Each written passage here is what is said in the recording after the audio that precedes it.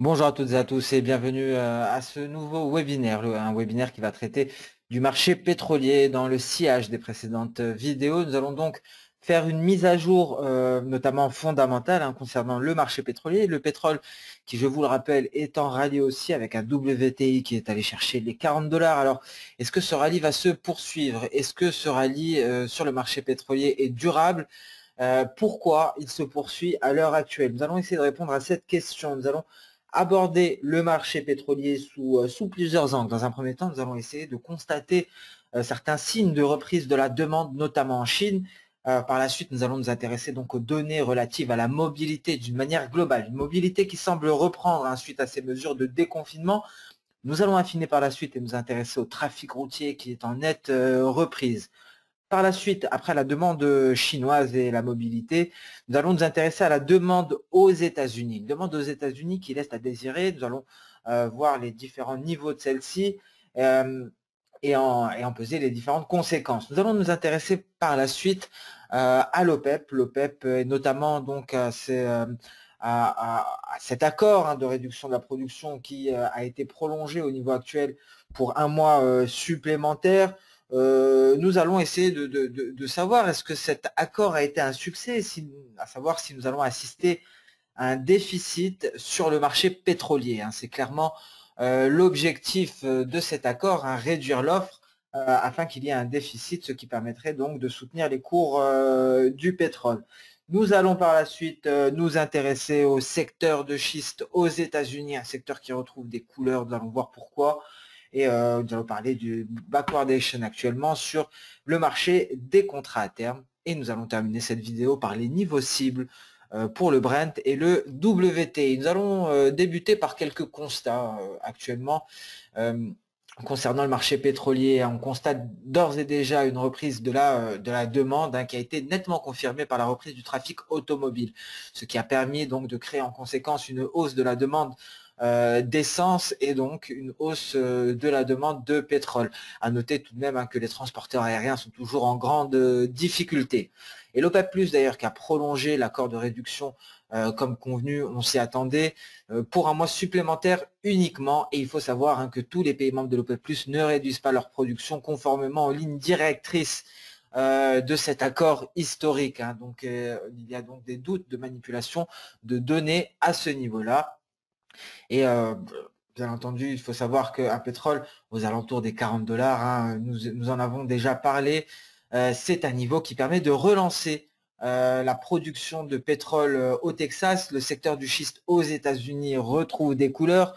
Cela est dû au break-even, au coût de production. Il y a un certain break-even, un certain prix du baril qui permet de rendre cette activité de forage au Texas rentable. En dessous de ce niveau, ce n'est pas rentable et c'est pour ça que nous avons assisté à la désactivation de plusieurs plateformes pétrolières aux États-Unis. Nous allons aborder et donc concernant le Contango, celui-ci a disparu. Nous allons voir la situation actuelle sur le marché des contrats à terme sur le pétrole. Alors nous allons à présent nous intéresser, comme convenu, à la demande en Chine. Nous pouvons débuter une fois ce constat fait. Donc une demande visiblement qui reprend et donc on a pu constater une hausse des importations à hauteur de 11,34 millions de barils par jour en mai. Alors c'est vraiment extrêmement proche des précédents records, les records de novembre 2019. Alors ce graphique ne représente pas les importations.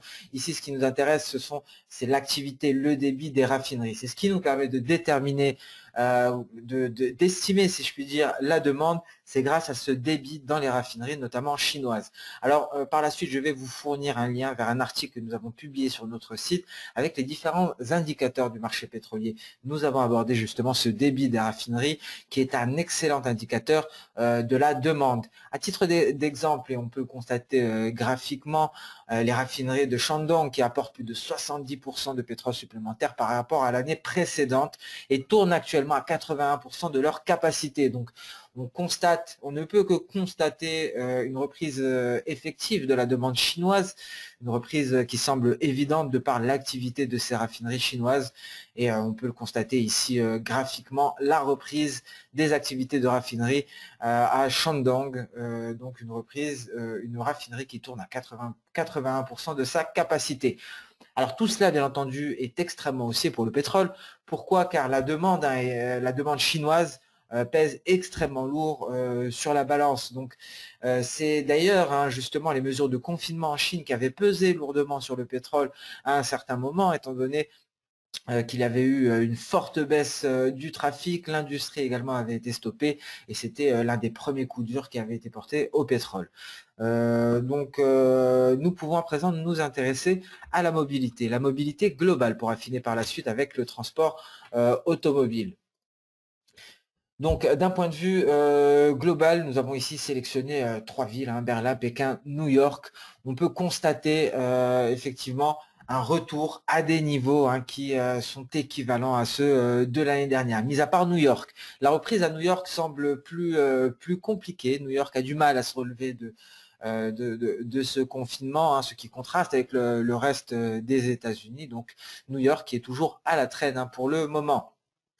Et à noter également que ces données concernant la mobilité aux États-Unis sont amenées à augmenter davantage, et en tout cas c'est ce que nous laisse penser le récent rapport, celui de vendredi dernier, sur le NFP, le rapport sur l'emploi américain, ce rapport qui nous a fait état d'un rebond significatif de l'emploi aux États-Unis, et donc cela ne pourrait que favoriser la mobilité, et donc la demande de produits pétroliers.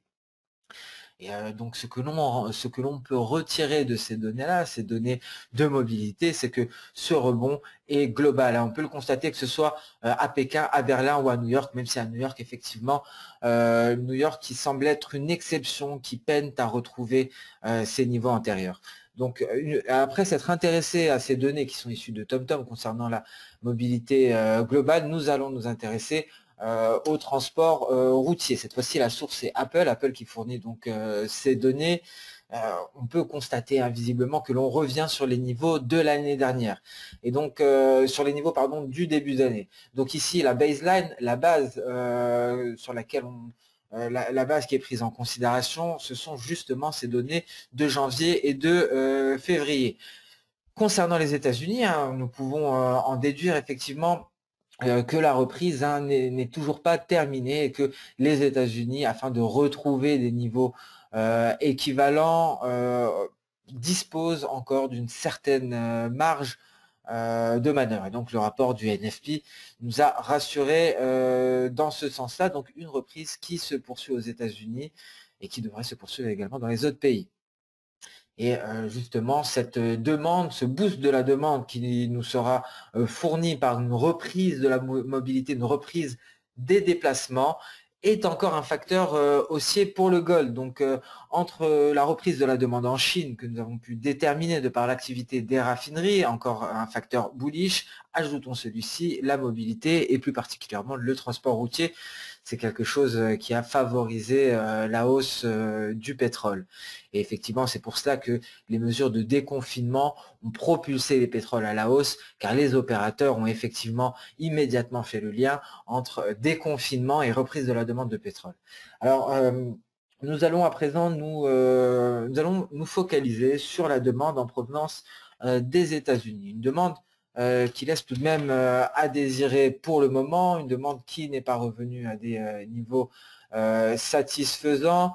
Nous constatons une poursuite de la diminution, de la baisse pour la 3e semaine consécutive des produits pétroliers. Alors, excusez-moi, seule l'essence, bien entendu, est en augmentation et cela s'explique encore une fois par la reprise de l'économie américaine. Alors, ce qu'il faut savoir, c'est que actuellement, la quantité de produits pétroliers livrés sur le marché se situe aux alentours des 15 millions de barils par jour. La moyenne oscille à 20 millions de barils. Et donc, nous assistons toujours à une offre excédentaire d'environ 5 millions de barils par jour. Et selon le dernier rapport du DOE, nous avons pu constater une augmentation considérable des stocks de distillats et d'essence, ce qui vient confirmer cela. Et donc la demande reste toujours faible. Cette demande ne suffit pas afin de permettre au marché de reprendre. Nous parlons ici principalement de la demande aux États-Unis.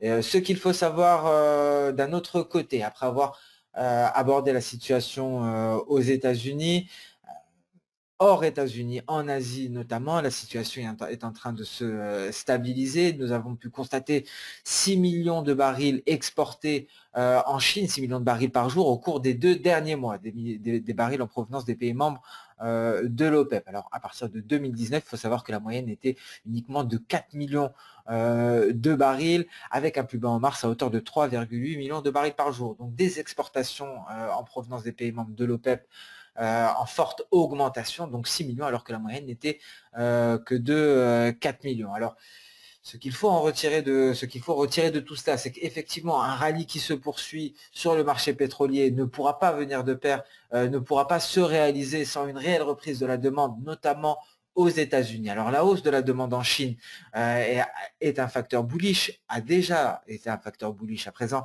C'est au tour des États-Unis de faire preuve d'une certaine reprise à ce niveau-là pour permettre une poursuite du rallye sur les pétroles. C'est déjà la première conséquence que nous pouvons en tirer, c'est cette situation de la demande aux États-Unis. C'est peut-être le point noir pour le moment, ce qui va empêcher le pétrole de progresser davantage et c'est ce qui pourrait donc justifier une correction à venir sur le marché pétrolier. Et donc ici, graphiquement, on peut constater ce niveau à hauteur de 15 millions de barils par jour. Nous avons ici la moyenne aux alentours des 20 millions avec la borne basse et la borne haute. On peut constater que nous sommes largement en dessous de la borne basse et donc de notre moyenne. Donc à présent, nous allons nous intéresser quelque peu aux pays membres de l'OPEP, notamment à cette baisse de la production. Alors, ce qu'il faut savoir, c'est que l'Arabie Saoudite, en vue de contrôler ses exportations, a augmenté considérablement ses prix, principalement pour ses clients asiatiques. Alors, ça contraste fortement avec le comportement d'Arabie Saoudite d'il y a un peu moins de 2 mois. Au contraire, à cette époque-là, lorsque le Royaume d'Arabie Saoudite avait demandé à Saudi Aramco d'augmenter la production au-dessus de la capacité maximale soutenable à hauteur de 12,3 millions de barils par jour. À cette époque-là, Saudi Aramco proposait des rabais à ses clients asiatiques. Alors nous pouvons constater le comportement inverse. À présent, l'Arabie Saoudite souhaite contrôler ses exportations. L'Arabie Saoudite n'est plus dans un désir d'inonder le monde de pétrole saoudien. Au contraire, elle tente de contrôler ses exportations. Et donc cela continue, met la pression sur les cours de pétrole. Ça réduit considérablement également les marges de raffinage. Ces raffineries qui, en se fournissant à un prix élevé, réduisent considérablement leur marge. Et donc la question que l'on se pose, est-ce que cette demande en provenance de Chine, est-ce que cette hausse de l'activité des raffineries chinoises nous indique réellement un rebond de la demande en Chine, ou est-ce que la Chine a simplement profité des bas prix du pétrole afin de remplir ses réserves? C'est la question que l'on se pose. Souvenez-vous, nous venons de le préciser, l'Arabie Saoudite avait proposé des rabais supplémentaires pour ses clients asiatiques. Et donc, nous avons plusieurs tankers avaient été immédiatement envoyés afin de se charger en pétrole bon marché. Alors, est-ce que cette hausse de l'activité des raffineries chinoises nous renseigne réellement sur une reprise de la demande ou non? C'est la question que se posent les analystes actuellement. Un autre point important, ce qu'il faut savoir, c'est que ces cours du pétrole élevés, c'est que ce comportement, cette nouvelle stratégie de l'Arabie Saoudite, cette fois-ci vient favoriser le secteur de schiste aux États-Unis. Alors c'était l'inverse précédemment, lorsque l'Arabie Saoudite cassait les prix du pétrole, cela avait porté un coup pratiquement fatal à ce secteur du gaz de schiste, qui n'était plus du tout rentable à de tels niveaux. Ce n'était pas le seul secteur d'ailleurs. La plupart des producteurs étaient très loin de leur break-even, de leur seuil de rentabilité. Donc pour l'heure, cela favorise considérablement ce secteur, le secteur du pétrole de schiste aux États-Unis. Et donc à court terme également, hein, cela favorise les cours, que ce soit concernant le WTI ou le Brent, mais cela pourrait être un couteau à double tranchant, hein, concernant une reprise plus ancrée dans le temps. Les bénéfices à en tirer de ce genre de stratégie ne sont que de court terme. Et donc ici, ce graphique, vous pourrez constater les prix qui ont été pratiqués par Saudi Aramco. Ici, vous avez le rabais historique considérable qui avait été proposé par Saudi Aramco, notamment aux clients asiatiques, et vous avez les rabais qui ont suivi par la suite pour les autres pétroles. Et l'OSP, justement, ce sont ces prix ce sont des prix qui sont proposés aux clients directement avec habituellement un certain discount. Et ici, vous pourrez constater le différentiel pour les différents pétroles. Alors à présent, nous allons nous intéresser plus dans le détail à ce fameux accord des pays membres de l'OPEP+, car le but, je vous le rappelle, était de soutenir les cours du pétrole en réduisant la production. Cela devrait créer des tensions haussières. C'est exactement comme l'immobilier. Lorsqu'il y a peu de biens immobiliers disponibles dans une région, cela pousse les prix à la hausse. Lorsque l'immobilier est largement disponible dans un secteur, cela tend à faire chuter les prix de l'immobilier. Le raisonnement est le même, c'est un raisonnement économique qui est basé sur l'offre et la demande. Si l'offre se réduit considérablement, il y a un effet de rareté, ce qui pousse les prix à la hausse. C'était exactement le but de l'OPEP+, et afin de maintenir davantage ce soutien sur les cours du pétrole, l'OPEP+ a décidé de prolonger jusqu'à la fin du mois de juillet cet accord de réduction de la production. Et donc l'OPEP+, qui devrait réduire sa production de 7,7 millions de barils par jour, ce à partir du mois d'août. Je vous rappelle hein, que justement cet accord entre les pays membres de l'OPEP+, se faisait en plusieurs phases. Et donc concrètement, la première phase qui était la plus agressive vient d'être étendue. Et dans ce contexte-là, le IAB prévoit un déficit à long terme à partir du 3e trimestre, avec un pic au 4e trimestre. Donc ce sont des effets qui ne se font pas ressentir immédiatement, ce sont des effets qui sont très lents à être mis en place, mais un tel déficit, si cet objectif est atteint, cela devrait permettre au pétrole de progresser davantage pour aller s'installer aux alentours de la zone, aux alentours de niveaux proches des 50 voire 60 dollars le baril.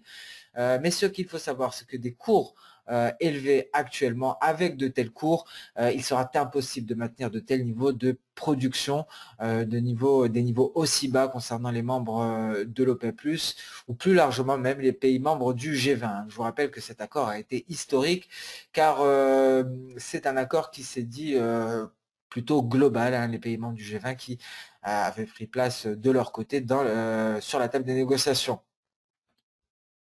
Alors pour le moment, le retour de l'offre hein, dans certaines régions est déjà annoncé. Certains pays ont augmenté la production et cela peut limiter les perspectives de poursuite hein, de ce rallye. Donc certains pays producteurs ont d'ores et déjà réduit leur production. Donc prudence tout de même avec ces prévisions de l'EIA pour un déficit au 3e trimestre. Je vous rappelle que ces prévisions sont basées sur une parfaite compliance de l'accord, un respect total de cet accord de tous les pays membres, de tous les pays qui se sont accordés à réduire leur production. Donc tout cela, cette hausse du pétrole vient favoriser ici, le secteur du gaz du pétrole de schiste aux États-Unis, un secteur qui a été paralysé suite à la guerre des prix, notamment entre la Russie et l'Arabie Saoudite, mais certains forages sont à nouveau en activité, sont à nouveau opérationnels, étant donné que nous sommes allés chercher les 40 dollars le baril. Je vous rappelle que lors des précédentes vidéos, nous avions abordé le break-even des différentes régions d'exploitation de ce pétrole de schiste, et il y avait une moyenne. Il me semble le break-even médian était aux alentours des 38 dollars le baril. Et selon la Fed de Dallas, hein, les prix moyens auxquels la production est suspendue aux États-Unis se situent entre 24 et 38 dollars par baril justement. Alors, donc à partir de ce moment-là, hein, donc il devient rentable d'aller créer de nouveaux puits afin d'en extraire du pétrole.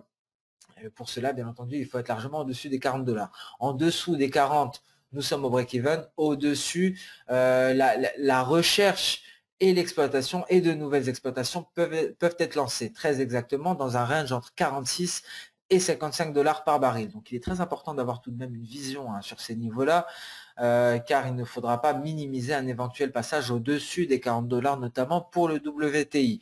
Et cette résistance des 46 $, on pourra le voir graphiquement, hein, pourrait agir dans le futur.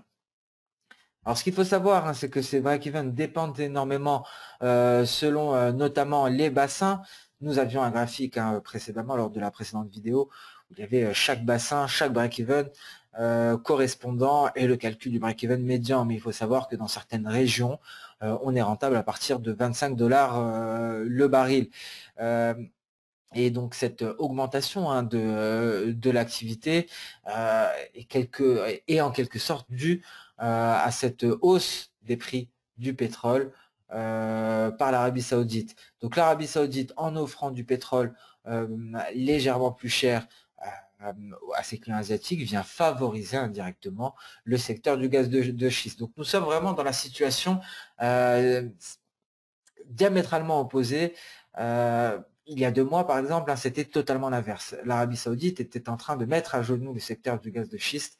À présent, le comportement est complètement différent, voire même opposé.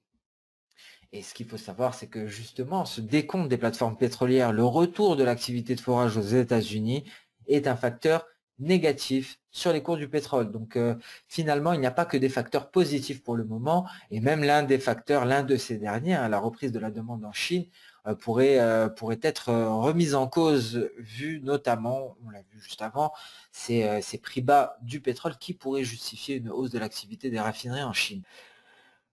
Alors, allons-nous assister à une correction? Donc, je pense qu'au vu des différents éléments, nouveaux éléments fondamentaux que nous avons énumérés, c'est une probabilité, c'est un scénario, c'est le scénario le plus probable. Nous avons assisté à un pétrole WT aux alentours des 40 $. Ce qu'il faut savoir, ce niveau de 40 $ qui semble être un niveau, une résistance, est également une limite de rentabilité pour de nombreux producteurs, notamment producteurs américains.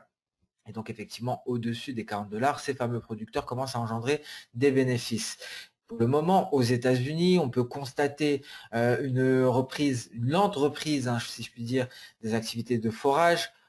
Pour les suivre, vous avez un chiffre tous les vendredis, c'est le décompte des plateformes pétrolières de Baker Hughes. N'hésitez pas à les consulter tous les vendredis.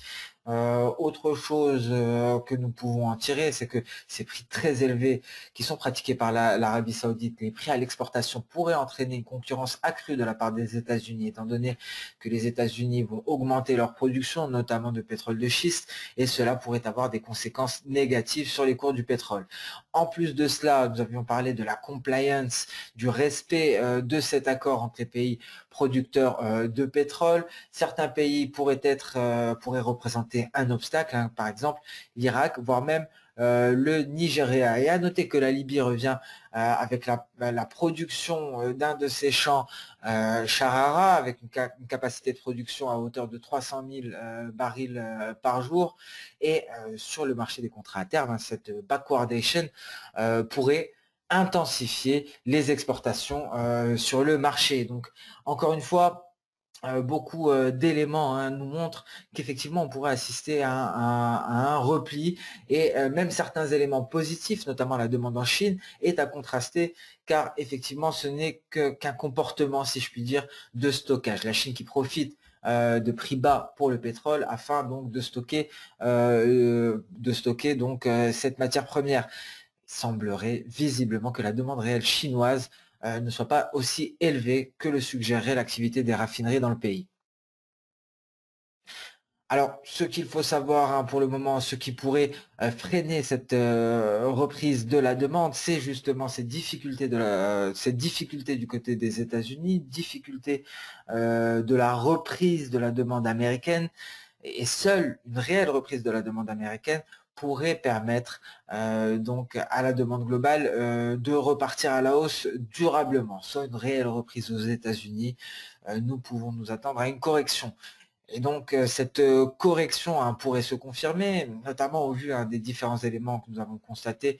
Donc, nous allons le répéter une dernière fois. Nous avons tout d'abord cette reprise de la demande en Chine qui pourrait n'être que de la poudre aux yeux, si je puis dire. En plus de cela, nous avons les prix pratiqués par l'Arabie Saoudite qui favorisent le secteur de schiste aux États-Unis, ce qui pourrait créer donc des tensions à la baisse sur les pétroles. Et nous avons une demande américaine qui peine à retrouver des couleurs, qui laisse à désirer, ce qui pourrait donc remettre en question cette reprise de la demande globale. Donc oui, nous pouvons nous attendre à une correction.